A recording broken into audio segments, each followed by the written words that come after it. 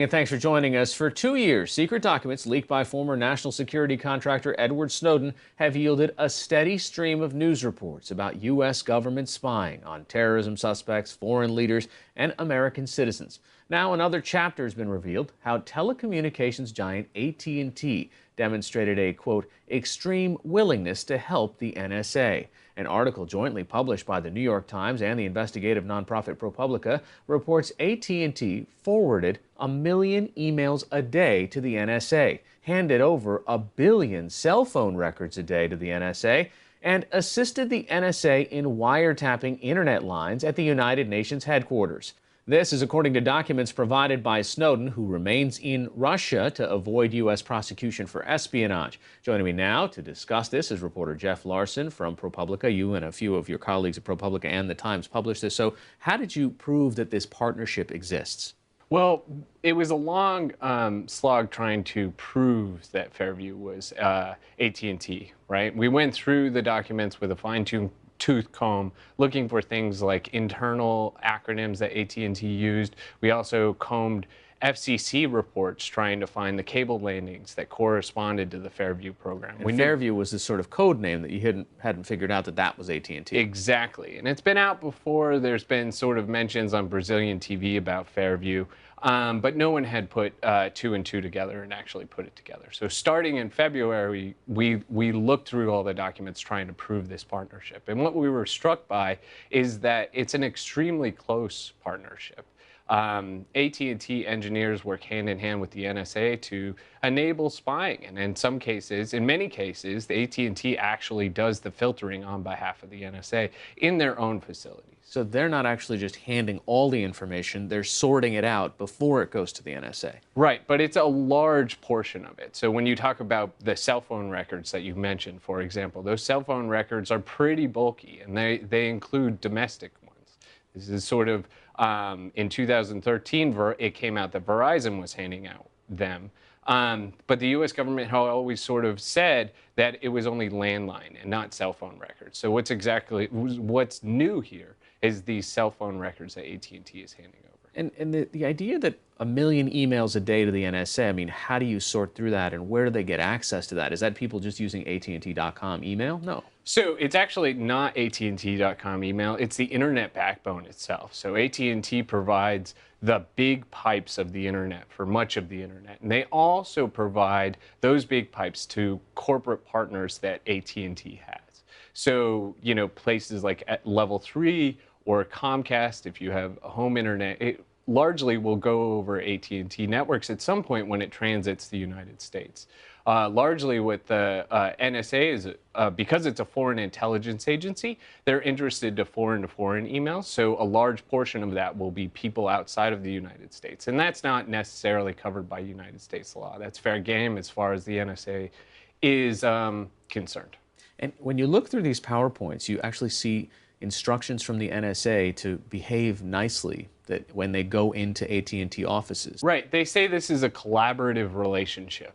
Right? There's that there's this extreme willingness to help on AT&T's behalf. Right? Shortly after 9/11, there were 2 telecoms that went to the NSA and said, "How can we help?" Right? And one of them we know now is AT&T. The other one is likely Verizon. So this is, you know, AT&T sees this as sort of a patriotic duty, I think. And what does AT&T say about this when you ask? AT&T gave us a sort of surprising response, which is we don't comment on national security matters, right? And then when we circle back to them, they said, we comply with the law, essentially, right? So we don't willingly do this. We only comply with the law, which is sort of at odds with what's in the documents. And does that mean that essentially at this point they're being compelled? We don't know, because the documents are so old, are 2 years old, we don't know how things have changed after Congress passed the USA Freedom Act. We also don't know necessarily what happened in the 2 intervening years. We know that Verizon did try and challenge some things in court, but we really have no idea if the program is exactly the same as it was in 2013 before the Snowden revelations. Jeff Larson from ProPublica, thanks so much. Thank you very much. In a summer where it seems the wildfires have never stopped, the heat is making them even worse. Nearly 60 large fires are burning in the West tonight. We start with Carter Evans in Los Angeles. Central Washington has been ravaged by wildfires all summer, and now a sudden wind shift has made things worse as flames that had burned for several days suddenly pushed into the town of Chelan. Matthew Anderson's shed burned, but his home survived. This whole ridge was on fire. That whole hillside there. This whole hillside was on fire last night. It was nuts. This is how the fire looked from Lake Chelan, a popular recreational spot. So far, at least 100 structures have burned. Hundreds more are threatened. In Oregon, crews are battling several out-of-control wildfires. One of them burned more than 86 square miles near the Warm Springs Indian Reservation. Sally Polk Adams is one of hundreds of evacuees. By the time we got in the car, the fire was in our backyard, and we barely made it out. So far this year, wildfires have burned more than 6.5 million acres. That's more than 2.5 times what burned during the same period last year. And there's little relief with the relentless drought and exceptional heat, especially in Southern California, where a fire continues to rage outside Los Angeles. It's already destroyed several cabins and injured 10 firefighters, some of them from heat exhaustion and dehydration. This as temperatures continue to sizzle out west. It was 115 degrees in Phoenix on Saturday, 117 in Yuma, and 118 in Palm Springs, all daily records. But a break in the heat could come as early as tomorrow. Carter Evans, CBS News, Los Angeles. On the presidential campaign trail, Republican frontrunner Donald Trump is out tonight with new details on his much-publicized immigration policy. Mark Albert has more. They have to go. Donald Trump is making deportation of illegal immigrants central to his immigration plan. He unveiled it Sunday, the first policy specifics of his campaign.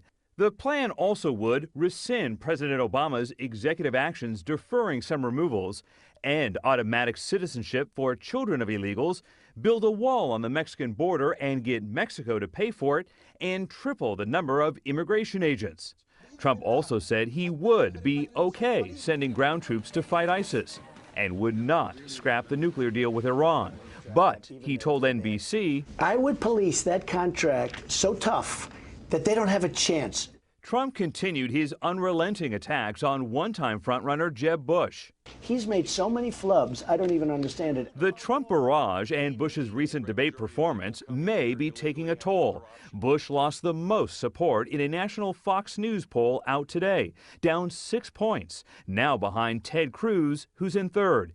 Ben Carson gained the most, now in second place. People are starting to recognize that the same old is going to take us to the same place. How are you? You look great. Thank you. The same Fox poll shows Hillary Clinton falling below 50% for the first time, with Bernie Sanders up to 30%. Vice President Joe Biden, who is not in the race, is at 10%. Sanders on NBC was asked about a potential Biden candidacy. If he does run, I promise him an issue-oriented campaign. Clinton this weekend again tried to dismiss her email controversy. This is the usual partisanization, which I may have just made up a word, of anything that goes on. But GOP presidential candidate Carly Fiorina on ABC rejected Clinton's explanation. She's lied about her server and she's lied about her emails. Also today, when Donald Trump was asked whom he talks to for military advice, he said in part he watches the Sunday news shows. Meanwhile, Jeb Bush's allies hope to regain the momentum by placing a $10 million media buy starting tomorrow. Jeff? Mark, thank you. A Central California manhunt that lasted 18 days and covered 160 miles is over. Police say they shot and killed the man accused of killing one, holding 3 others hostage, and wounding 2 officers. Here's David Begnaud. 34-year-old Benjamin Ashley was caught after a visit to Gary Welfels' convenience store. Just dirty, looked like he's been hiking for days. Just came in, got some food and whatnot, and seemed like the guy that was on the newspaper. He spent $100 on water and junk food, but he didn't make it more than a half mile. Wellful tipped off law enforcement. Officials say 2 sheriff's deputies responding shot Ashley when he allegedly pointed a handgun at them. The manhunt began on July 28th in Twin Oaks, California. Authorities say 3 young men stumbled upon Ashley squatting in their cabin. He held them at gunpoint for an hour and a half before fleeing on their ATV. 2 days later, about 10 miles away, Dr. David Markowitz's wife became concerned when her husband stopped texting with her. So she drove to their Jawbone Canyon cabin and discovered him dead in the kitchen. The sheriff says the retired dentist was shot at close range. Is his daughter. There is no one like my dad. The hunt continued across rugged terrain. 150 officers from 20 different law enforcement agencies searched cabins and caves day and night. On August 1st, a SWAT team found Ashley hiding in a Kelso Valley mobile home. He allegedly fired on them, wounding 2 officers, and got away. When they finally captured him last night, the sheriff said Ashley had 4 guns in his possession. 2 of those guns were stolen from Dr. Markowitz, whose family is relieved the manhunt is over. It was this immediate burst of tears and just happiness that I haven't felt, obviously, in over 2 weeks. Kern County Sheriff Donnie Youngblood tells us the investigation is not over. He's worried his deputies may find additional victims in remote cabins that Ashley may have broken into. Jeff. David, thank you. Morning, I'm Marcy Gonzalez. And I'm Philip Mena with the top stories on this Monday, August 17th. We begin with at least 80 major wildfires tearing across the West, burning tinderbox mountainside communities in 8 states. Firefighters are scrambling to save the resort town of Shellen in central Washington state and another area closer to the Idaho state line. Dozens of homes have been burned to the ground and thousands of people have been forced to evacuate. Firefighters are also struggling to gain control of several fast-moving fires in Southern California. 6 campgrounds were evacuated as flames swept through the Angeles National Forest. Donald Trump is providing specific new details about his immigration plan. The Republican frontrunner says he wants to eliminate so-called birthright citizenship. That's when children born to parents here illegally are automatically American citizens.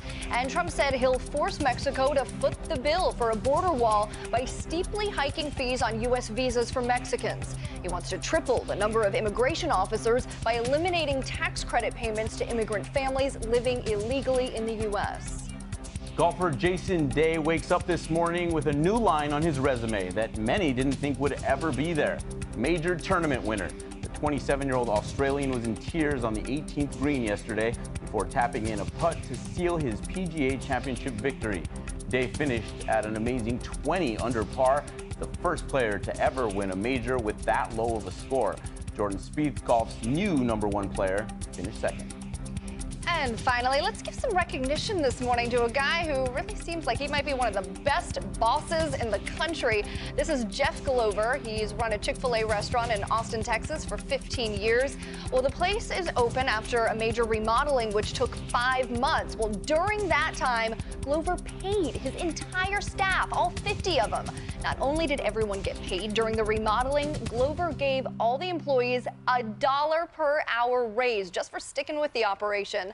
And by the way, he says he is still hiring. Boss of the Year. You can get more news anytime at abcnews.com. I'm Philip Mena. And I'm Marcy Gonzalez. Thanks for watching.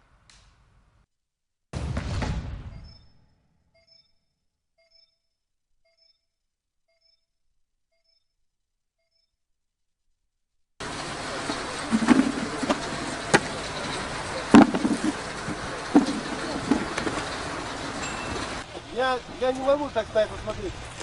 Так, Сергей, держи мешок. Вот оно. Вперед, висись там. 10 килограммов.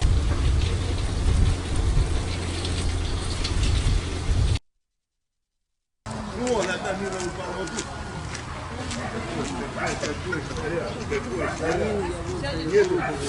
Нету.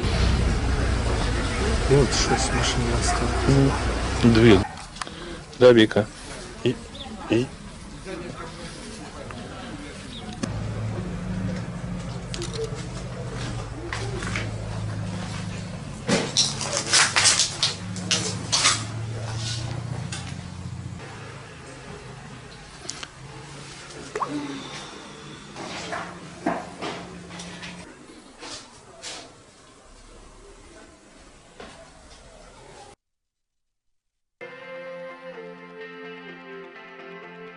This month, our journey continues in India. Join Sunima Udas in age-old markets. Look at this place. I mean, it's just like a maze. And new centres of trade as she explores modern Indian innovations, from spices to technology to tea.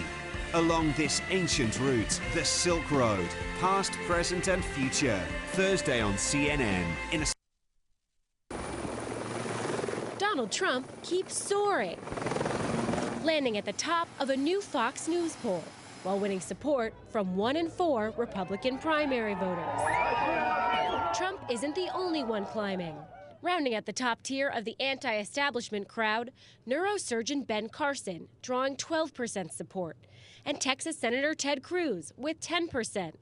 Losing ground, Jeb Bush, coming in 4th with 9% support, a 6-point drop from early August. Now, Trump is offering more red meat for conservatives, a hardline immigration plan.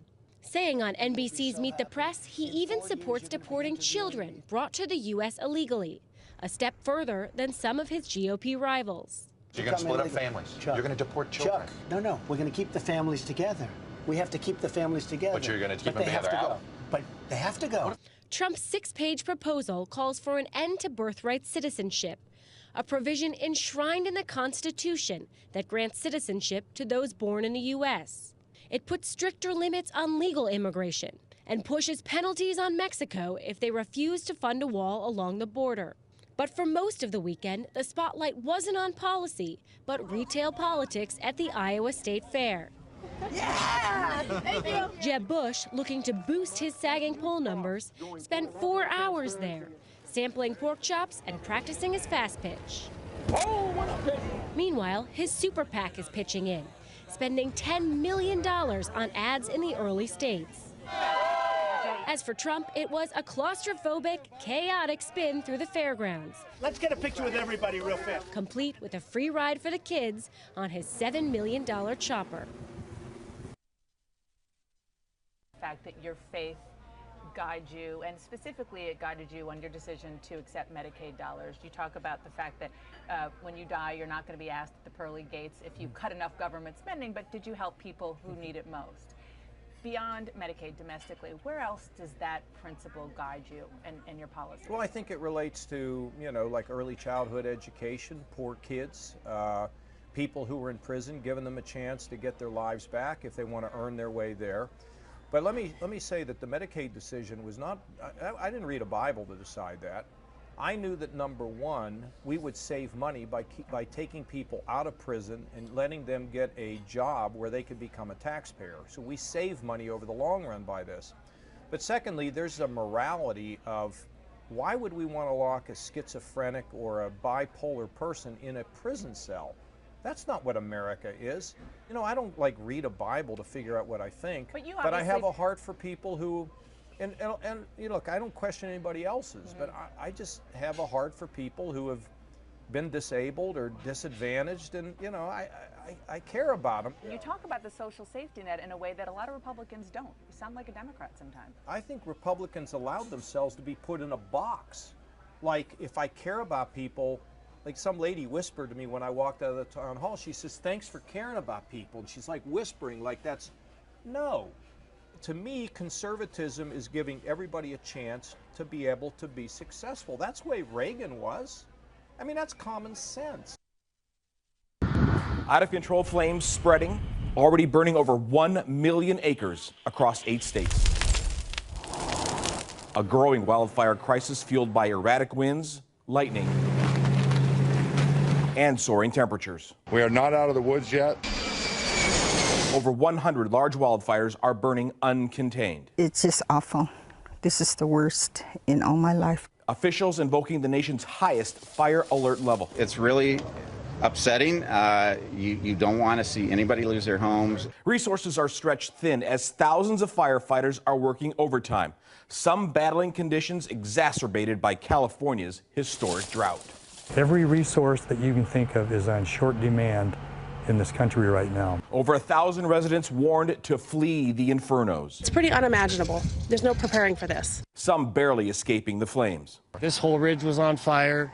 That whole hillside there, this whole hillside was on fire last night. I was literally outrunning flames at 60 miles an hour. Hundreds of homes and structures from California to Washington left smoldering, reduced to ashes. It was pretty scary. I've never seen a firestorm like this travel this fast. In Washington, about 9,000 homes were without power as wildfires outside Chelan burned down utility poles. Everything that can be done now is being done out there, and our first priority is protecting people and homes.